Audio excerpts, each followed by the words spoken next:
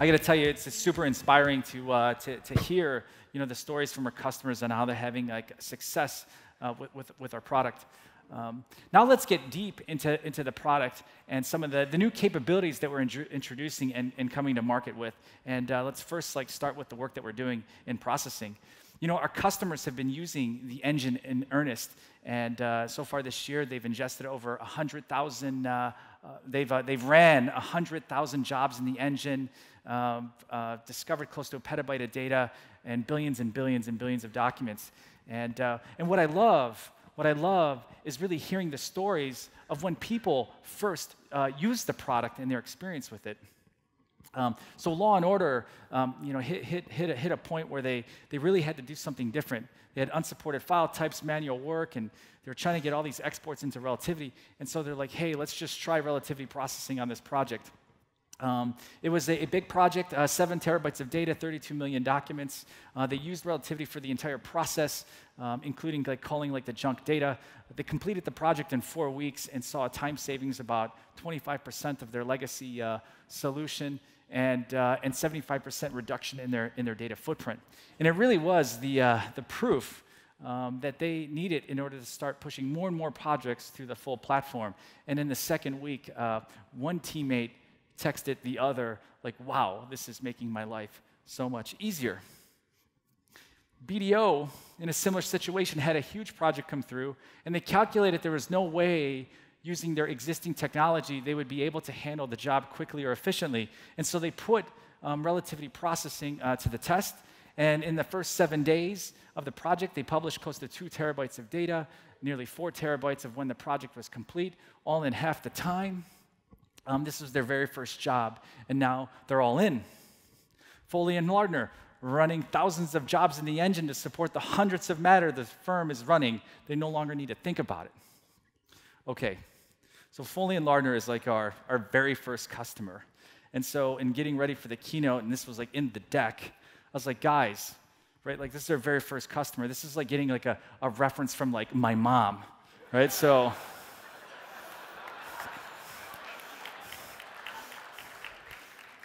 but I'll take it. Thanks, Mom, and thanks for the Foley folks. We're working hard to make processing a non-event, and in order to do that, we need to make the product faster and more stable. We need to make it easier to use, easier to operate, and more programmable. We got this thing called Quick Create. It makes it super easy to set up a large number of processing sets. All you do is set up your stage data in such a way appropriately. You point it to the folder, and then Relativity automatically create the processing sets, the data sources, and now you are ready to kick off your job, saving you a ton of time. Worker monitoring allows you to kind of actively understand what all of your workers are doing. You can reprioritize jobs, kill stuck processes, all doing it from the web. You've told us, a lot of our customers, they've invested a ton in automation, and they've been asking us to continue to improve the programmability of Relativity processing, and we have. In fact, we've been making so much progress increasing the coverage, API coverage of the entire system. If you wanted to run an entire project via code, well, you can.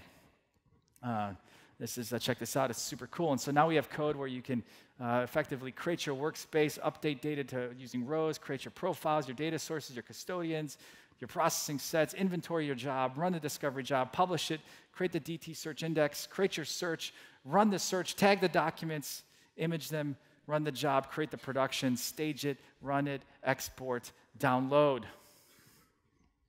To me, this is super cool. For some of you, are like, what does that mean? Here are some of our Innovation Award nominees, past and present, who've been really taking advantage of the APIs and developed some great new solutions. Please make sure you attend the TED Talks in the Community Pavilion and vote for this year's award. We continue to make investments in the tools to build your case strategies in Relativity. And last year, I gave you a preview of transcript support in case dynamics. And our goal with the product is to give you a solution where you can just organize all the facts in your exhibits and your depositions and the transcripts along with the discovery documents and seamlessly link it all together. And it's been super energizing to hear some of the wins in the field that you have in using the software. Here's how Reed Smith is utilizing case dynamics as they represent a global pharma company in a very large multi-district litigation. And they're using the software to organize hundreds of transcripts and depositions and allowing over 300 attorneys to develop a unified defense strategy. And, and as they were bidding for the case, they outbid 9 other law firms on this particular case because of their innovative approach to the case with the technology. Very cool.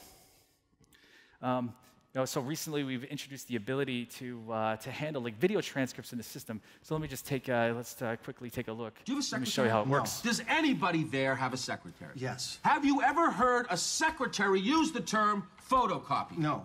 Have you ever? Do you have machines there where I can put in a paper document, push a button or two, and out will come copies of that paper document, also on paper? Do you have such a machine? Yes, sir. What do you call that machine?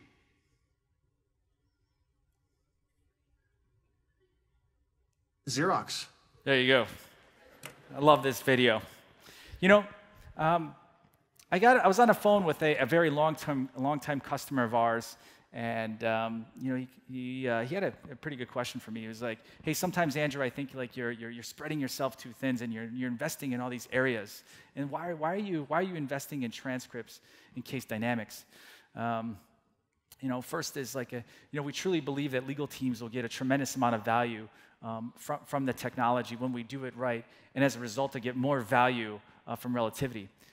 We believe that like linking all this discovery data and the facts and the issues and the transcript exhibits, it's going to streamline the workflow and allow them to be better practitioners and consolidate the knowledge. And then finally, we just think there's a huge opportunity to innovate in this space by bringing all these capabilities together. And it's more than just bringing the core functions together, but then how do we leverage the work product we use and the machine learning? And this is still a fairly new proposition, and there's only a handful of groups are trying to do this in earnest.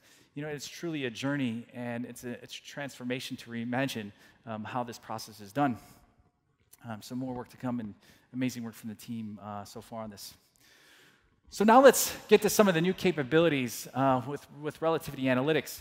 And I just want to kind of ground it in like a problem that we've all kind of faced.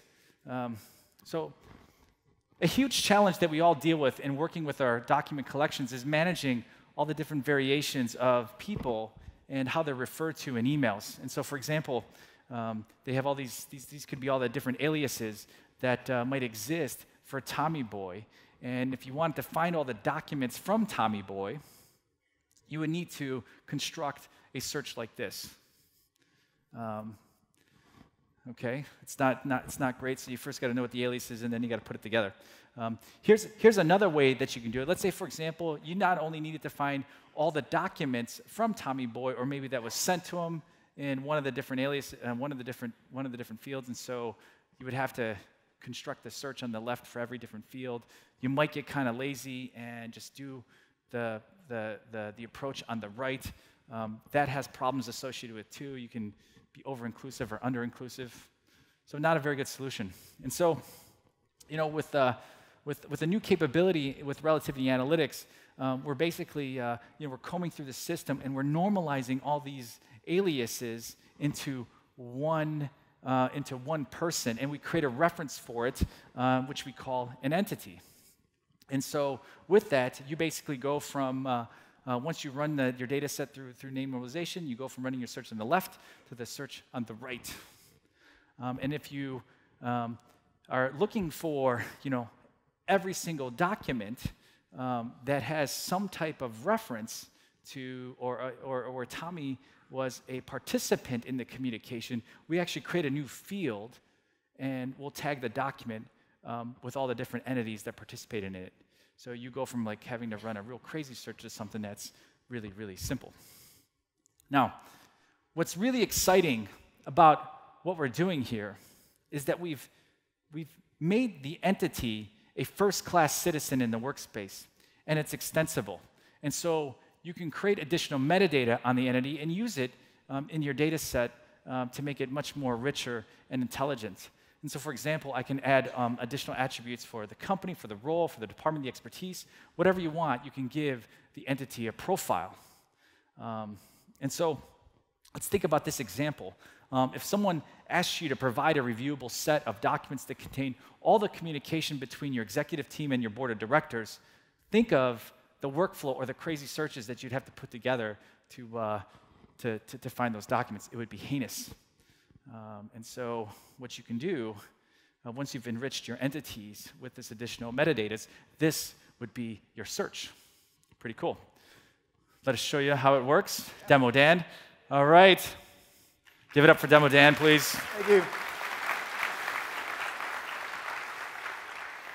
Demo Dan Miller. Demo Dan with the quotes around the full thing. Demo Dan. Continue it. Okay, you ready? I'm ready. Can we show the, oh, good. Okay, so we are on our new entities object. So it's got all that enriched data you were talking about. So the standard stuff we were used to have, like full name. We've also added some like custom stuff. We've got like my demo highlights from previous years, like calling out the stage. So that was metadata that you enriched on it. We put this in there. I wear the same sweater every year. We crashed quips a couple times. Yes. All that fun stuff. We can also go through and look at our contact information. This is actually pulled in from Active Directory. Got it. So we were able to enrich the object with all that stuff. So basically, we've imported the entity store from the Active Directory, and then when we ran name normalization, it like knew that Dan Miller was this, and then linked it to that particular entity. You got it. And okay. Down here, we've got all the aliases. So this is just looking at a handful of emails over 6 months of data, and you can see all these different entities that the system has identified and resolved to me as an individual.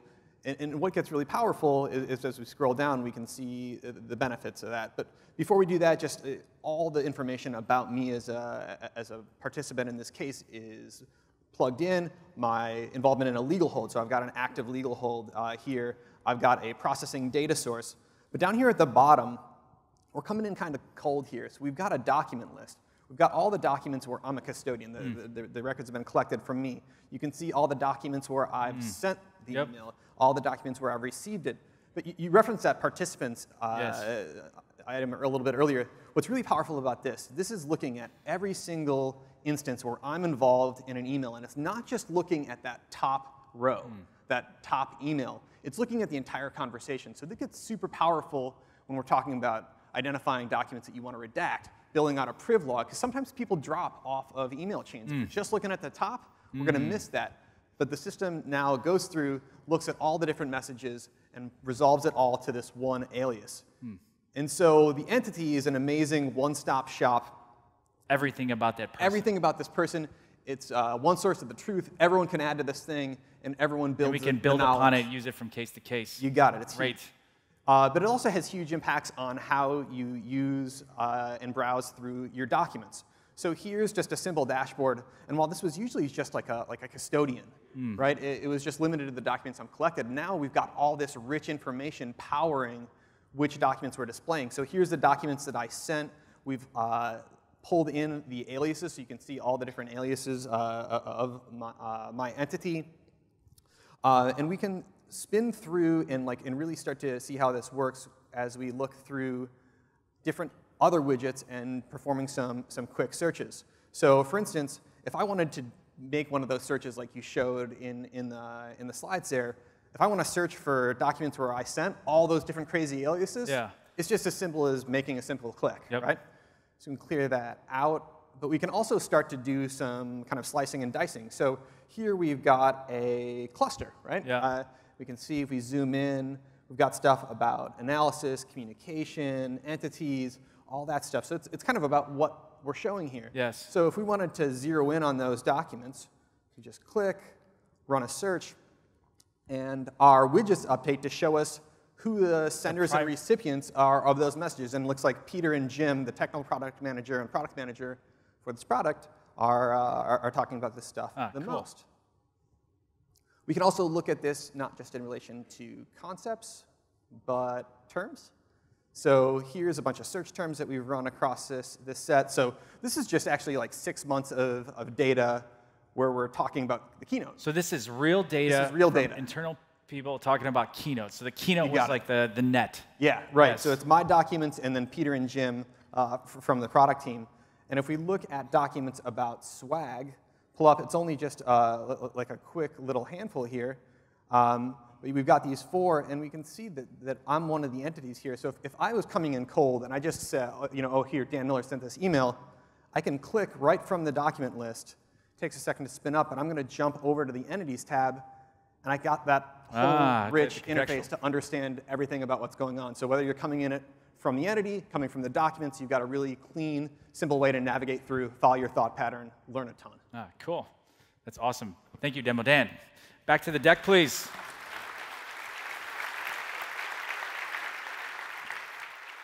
So entities as a first-class citizen really adds a new dimension to everything, especially as we wire this concept across the entire platform, from legal hold to all the way to how people in organizations that you define in case dynamics. It's going to make creating a privlog a snap. And just sit and open up your imagination of how you'll be able to leverage this in your project. And I think capturing and cataloging rich information on your entity should be the first part of your review, and then this information can be used throughout the entire life cycle of the case. And since it's an object in Relativity, you can front-load this information from a load file or import the entity store from a previous matter, create a centralized entity store, and use it from project to project. And as your legal teams continue to learn more about your client entities, your knowledge store expands. Now, entity and norm normalization is the foundation of a new capability that we're building to help you understand how the actors in your case are talking with each other, and that's communication mapping. Let us show you how it works. Computer, please. Yes. OK. So now we have a new widget that we've added to that same workspace, the communication analysis widget. So I'm just going to double-click on the hamburger and zoom in. Underused shortcut there. So here we've got a map of all the communication of all the 700, 800 documents that we collected from these 3 custodians. So what we're looking at here, each individual node is a person. The size of the node is the number of documents that they're the communicator or entity on. And the width of the line between the different nodes represents the volume of communication. Bigger node, more communication. Again, this is just about getting ready for Keynote. And if you look, the biggest node on here is actually not one of the people we collected from. So if we hover on Laura, we get a quick preview of the documents that Laura was involved with. And this makes sense. Laura did all the project coordination, project management, keeping us all on track, scheduling a ton of meetings. For the Keynote. For this Keynote. Yes. So it makes sense that she has the most Laura. documents, thank you, Laura, of all of the people, even though she wasn't actually collected. If we want to click on Laura, again, it makes just a quick condition, and we kind of recenter the universe around her and see just who she's communicating with. We can also do some really quick exploration by selecting a custodian. So let's just focus on Peter's document. So Peter is the technical product manager for this work. He and the team did an amazing job here. And you can see Peter's talking a ton with Jim, the product manager, on this as well. But there's also some fun stuff going on. You can just really easily explore, Jenny here. So we can zero in on Jenny. Oh, she's giving a session on the You got it. So she's on the instructional design team, but she's doing a session about analytics here. So she's talking with the technical product manager, making sure that she's got everything squared away. What's that little thing going out in space? Yeah, so we've got little kind of floating nodes up here, and interesting stuff starts to happen. So this is the Moonwalkers. This is the Moonwalkers, which is the team that did the development for this. So it's interesting, though, because Peter's a member of the Moonwalkers. He's on the thing, so it's identified him. On the Moonwalkers team. And we can do that, and there's cool. we can kind of trace back all the way through all the different communications. Cool. Super cool. We can also, let's just kind of unzoom this here and make it a little smaller.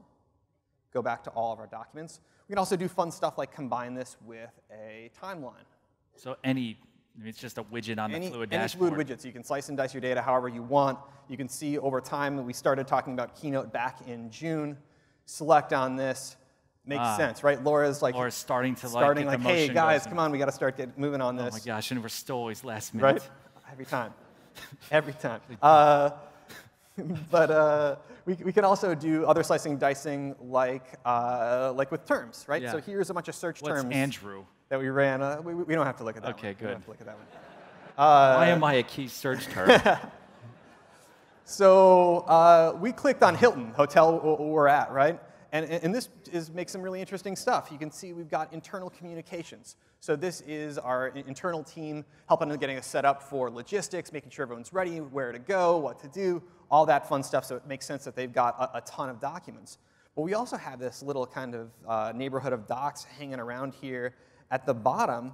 And I wasn't really expecting to see this, but then when I looked at it, it makes total sense. So this is like the core Keynote crew. And oh yeah, Winona, we got Grace, Winona making the deck. Anna, Yes, we got the whole Sean, crew, right? Yes. And so this is about us getting our war room set up upstairs. So the technology just surfaces these docs for us really easily. It's super fun to click around and explore, and it's a great way to get your arms around a data set. Amazing. With just clicking and exploring. And I just can't, and it's amazing. And then when people get like this version of Relativity, they'll just have it, and they can just start using it in all their workspaces. You got it. Wow, cool. Thank you, Demo Dan. What'd you guys think? Back to the slides, please.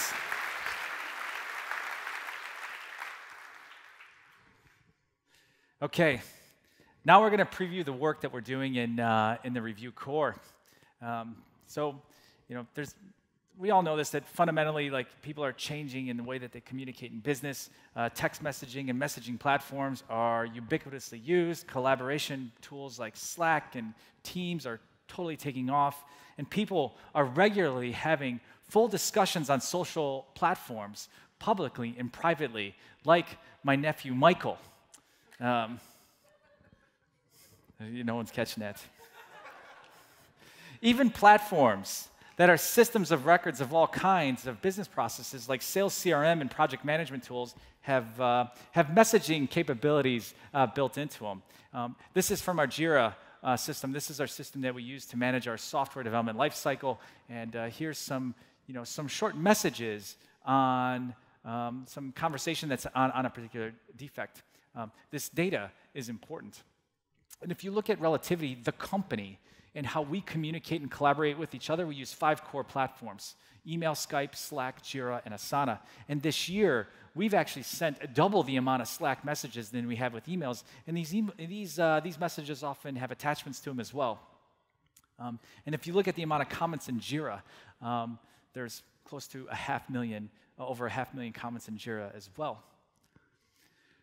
Now, people are well aware that this data is out there, but there's a lot of challenges in managing it within the e-discovery process. And some of our partners have wrestled with it, and they've come up with some really creative solutions to manage it. But because this new form of communication is becoming so prevalent, we believe that it's necessary for us to treat short messages as a first-class concern in Relativity. And so we're working towards making it easy and seamless to review and produce the data coming from these systems. Let us show you how it works. Dan, my man? Yes. Yes. Okay. Okay. So here we have a text conversation from an iPhone that we've loaded into Relativity. Yes. Okay, so you can see it looks a lot like you would expect it to look, and we've got support for a ton of the stuff that you would expect. We've got emojis, we've got images, we can preview the images. The entity was right. I do wear that same sweater every year for Keynote. Every year, it looks good. Speaking of entities, we can hover over this top bar and pull in selected fields from that entity, again, enriching our knowledge and making sure we understand the context of who's communicating. And this is the standard stuff you're used to seeing in a text, but we've kind of like expanded on it, right? So instead of just seeing the participants, you see the number of messages they sent. You see the total number of messages in the entire conversation. Native. Spans a year.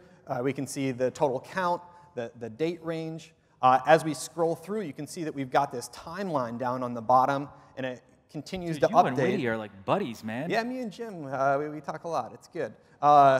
So we do talk a bunch about Fest, though, so I'm going to look at documents about Fest. You can see down in the bottom left-hand corner the orange bar. So we highlighted where in the timeline that term hit, and as we hit enter again, we can jump to other instances of that hit. So we can quickly zoom around using the timeline, using terms, scrolling, whatever you want, right? Cool.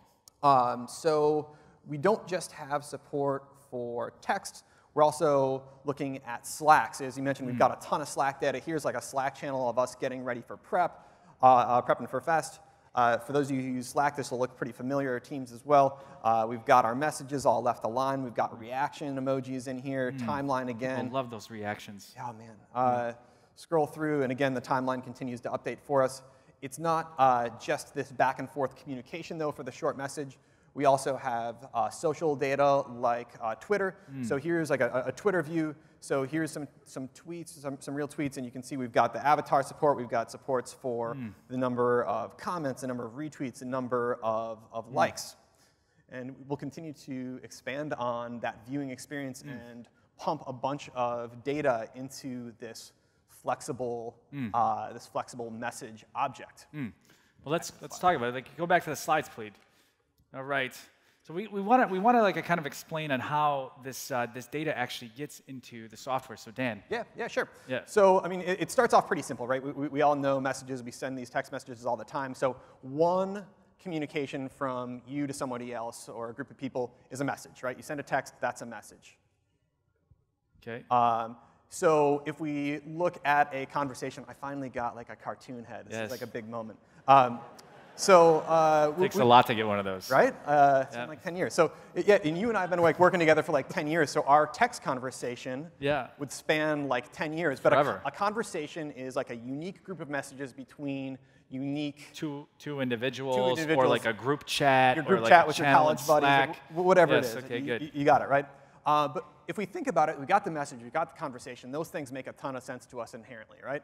But if we think about how we would want to try to review those, like I said, we've been working together for like 10 years. Our text history probably goes back pretty far. If somebody was going to say, like, hey, go in and review Dan and Andrew's chat, Slack or text history, it would be really tough to get our arms around it. We need something to help us break things up.